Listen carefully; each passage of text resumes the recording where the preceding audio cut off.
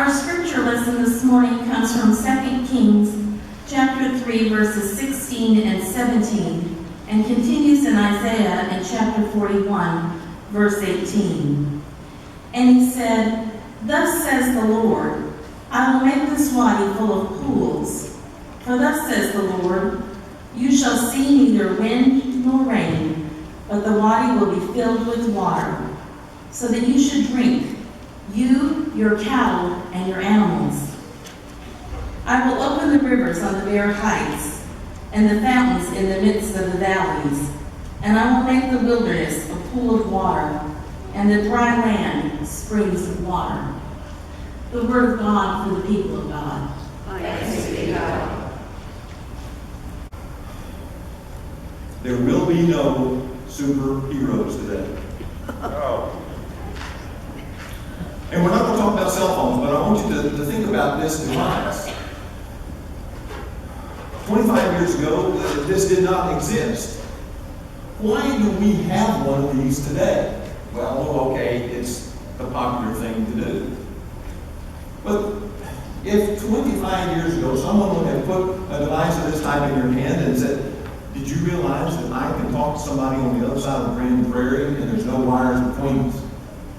We probably, yes, there's been CBs and radio waves and things of that nature, but we probably would not have grasped that. They dial someone and they talk to them. Here, you talk to them. We experienced it firsthand. Isn't that what faith is about? We experience it firsthand.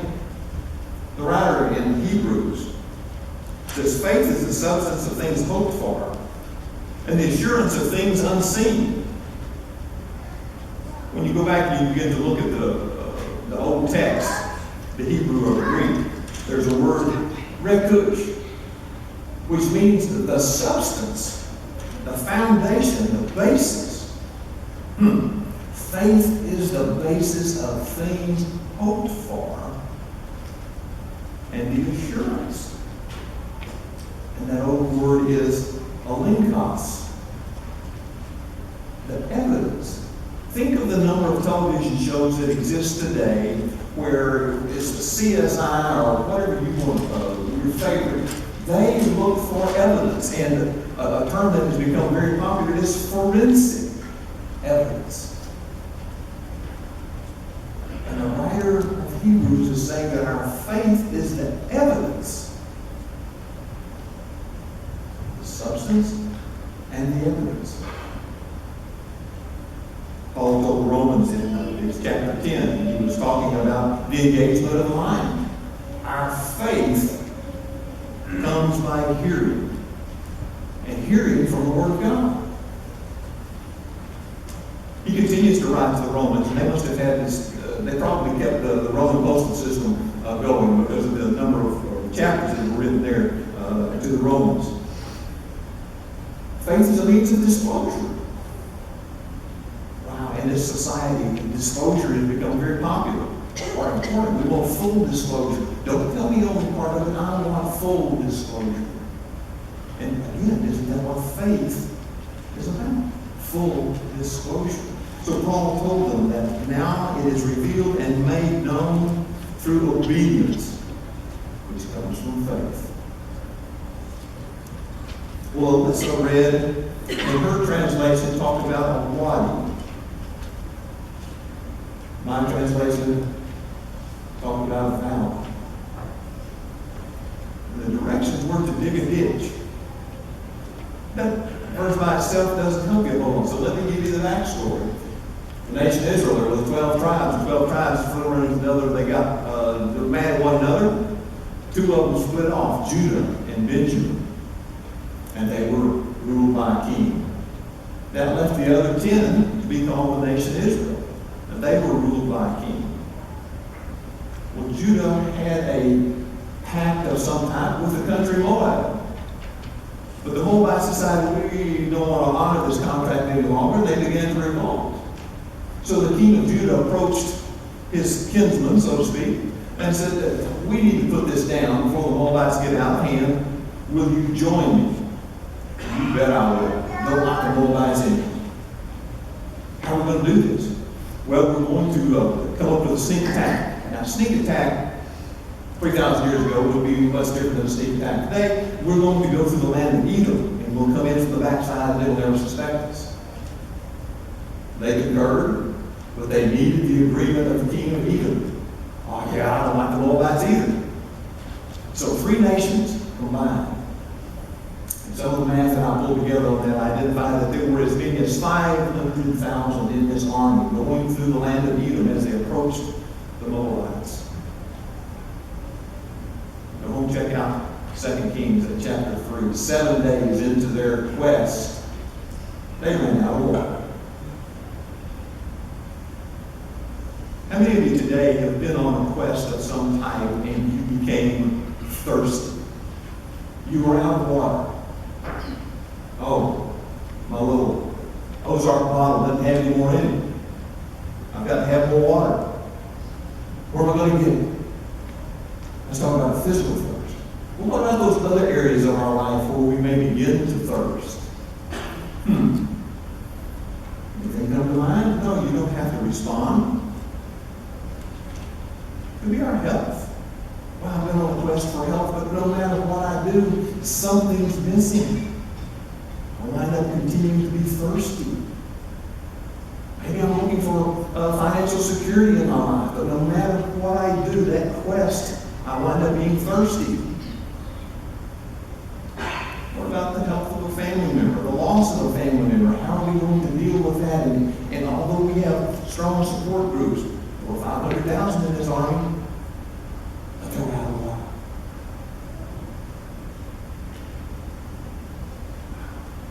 The quest. The Methodist Church.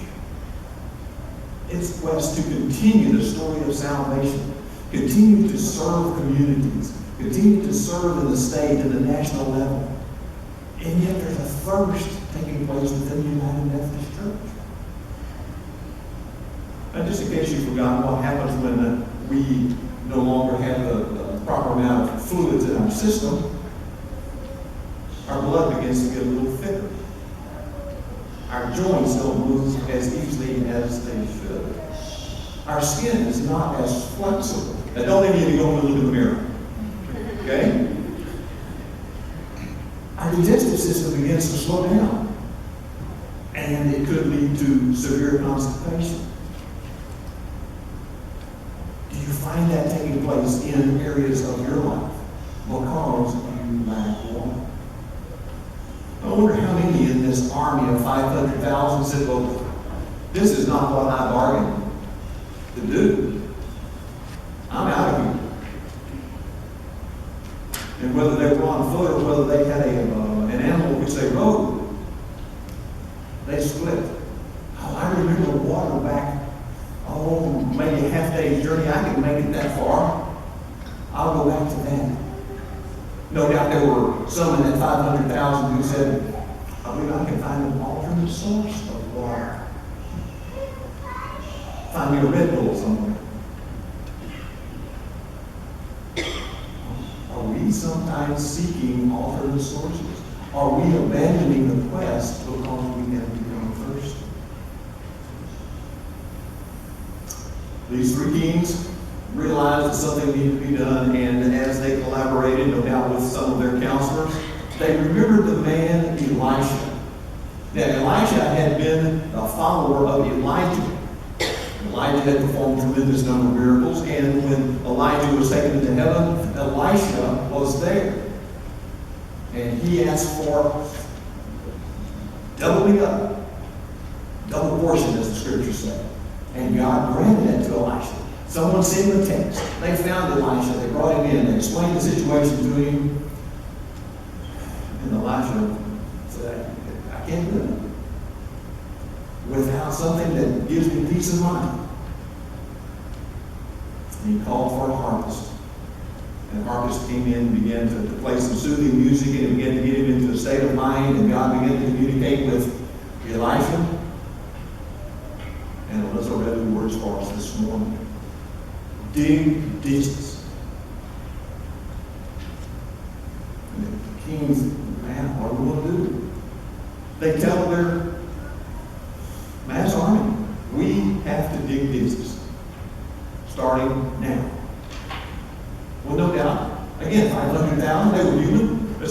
it. I'm a soldier. I've got a shield, I've got a sword, I've got a spear, I've got this helmet. I can't dig ditches. I'm here to fight. Don't like those robots, and we want to annihilate them. Some may have said, I'm only the armor bearer. I'm just a cook. I'm the wrangler of the cattle. I don't need to be digging ditches. I've got things which I need to do. Does that sometimes occur in our lives, where God gives us a directive and He follows it with a promise, but we choose not to dig? What will be some of the reasons that we might not dig? Oh, the ground's too hard. It's been trampled on too much. Too many rocks. It's not worth digging into. Digging ditches. Oh, wait a minute. If I dig too deep, I might find something in my life that I'm not pleased with. May uncover something. Oh, the soil's too soft. When I dig, it keeps falling in. Too many roots. Tied to too many things. Can't dig here. Dig ditches. What are we supposed to do? But remember, God's promises always follow a directive. Honor your father and mother. Long may your days be. Jesus said, give, and it shall be given. Go the extra mile. Receive the benefit. I need to read directly from Dan Britton. I do have his permission to read such. My dad loved to engage God daily. He was a passionate man who loved to challenge people to have a daily quiet time. His passion impacted thousands. He was the kind of guy who, if he met you for the very first time and had just 1 minute with you to communicate one thing, he would address your personal quiet time. But it had not always been that way. 18 years ago, he was an overcommitted businessman who would squeeze in a quick 2-minute devotion in his car before he ran into the office to start his daily routine. A good friend of my dad's, his name was Brad, saw that Dad, who was also serving on many local ministry boards, was skinny when it came to his devotions. Brad decided to communicate with my father. Ed, you need to stop playing with God. You're a Christian leader, and you need to start diving into God's Word and getting serious. No more giving God leftovers. My dad responded to this style of communication, and that day marked my engagement. No more waiting. He started digging. No more quick 2-minute devos. My dad's life began to transform as he began feasting daily on God's Word, first thing every morning. And as he spent time in the Bible got into him. My dad always shared the 3 D's of devotions: drudgery, discipline, and delight. And he would say, you have to start today. Don't wait until tomorrow. If you do it now, you've already won. Get up daily and do a quiet time, and it starts out as drudgery. You won't like it, but just do it. It's hard and unnatural, but get it done. Then gradually, it will grow into a discipline. You begin to realize that it is important and that you need to do it. It becomes part of the way you conduct life. That if you stay at it long enough, it will become a delight. You love it. You desire it. You can't wait to do it because you long to be with the Lord. It's an opportunity to meet the God of the universe each day. It's a joy to be with the Savior. Why would you ever want to pass up a daily, uninterrupted, intimate time with God? It goes from have to need to want to. And Dan, ends by saying, Jesus Christ is waiting today to empower you with his presence. He longs to be with you. Engage God today. It's hard, but it's worth it. Stay with it until it becomes a delight. I still get fired up knowing that no matter what these stage I am in, it's a delight for the Lord. But how can we dig Jesus? He talked about not skimming through devotion. And we're all proud to say, well, I've read the Bible through multiple times. Or I'm currently reading the book of, and you can fill in the blank. But are we doing it out of a rote process as opposed to reading maybe a single verse and allowing God to speak to you through a verse? Asking God, take this verse today and make it evident in my life. Digging. He came to me during the first service. We don't want to dig because we might dig up bones. I shared that with Susan. And sometimes when we start looking at God's Word and we're allowing Him to work through us, He challenges us to put a little more elbow grease into that, son. You know that 12 feet. Drive the blade of that shovel in. Pull it out. Devotions. Digging. We dig by worshiping. Do you dig what I'm saying? That would be maybe Prairie would have said that. But we dig by worshiping. Not just in these four walls, but in our daily life. And our worship begins to show in us. People would see the difference. We dig by being faithfully involved with worthwhile things, particularly those that the church is conducting. We've got some digging taking place, and Eric will talk about it in announcements. We heard it last week. Some of you were here on Wednesday night and saw the ditches being dug with Grand Wednesdays. We had 59 come for meal. They came in families of 4 and 5 and 6. Not members of our congregation, but from our community. Was that a ditch? I absolutely believe it was. And individuals had done the digging. You dig ditches by encouraging and supporting others.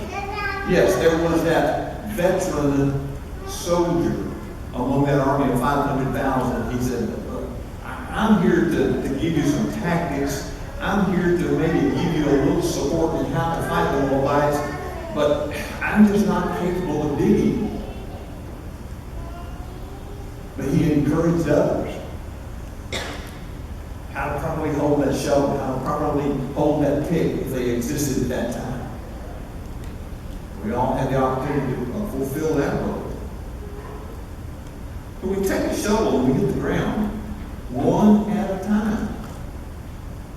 And I love those documentaries where in the third world countries they dig wells by hand. And they find water. What's the vision that you would like to have for this church?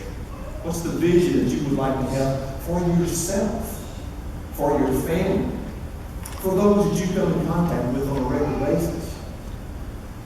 Are you willing to dig? Or are you willing to put your hand on the shovel, foot, and work through whatever might be there? Alyssa did not read it for us, but the combined armies obeyed God. Again, directive, promise. And his promise was, if you will dig, water will flow through this wadi, or water will flow through this valley. And it was a desert area. Directive, promise. And the 20th verse of that 3rd chapter says, the next morning there was water. And the land was filled with water. Scripture says it was flowing. When's the puddles over here? It wasn't just a damp spot. It was flowing. You know what flowing water could do in our lives as a corporate body? Think about what flowing water could do through our lives individually. This water does no good in this body. I can hold it, I can make it create all kinds of sounds, but unless I take the effort to unscrew the lid and allow that water to enter my body, it does no good. I'm not going to do it.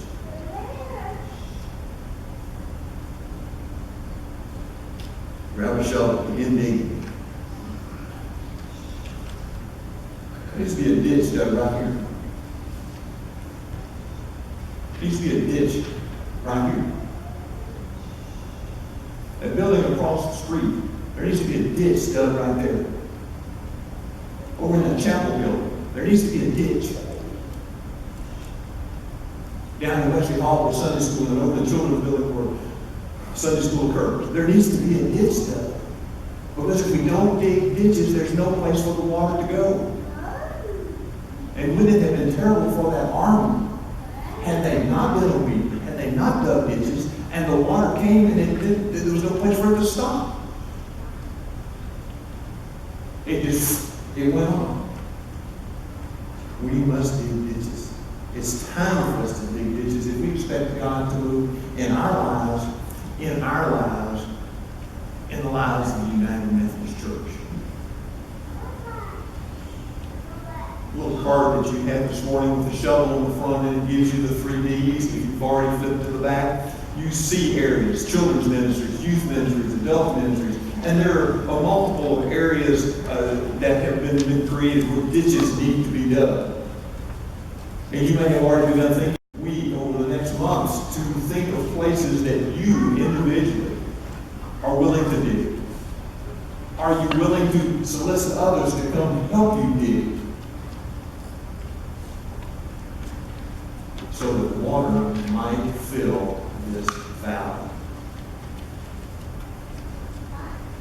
And today, during halftime, finish that 3rd chapter, and you'll see what God did because they followed the directive and He fulfilled His promise.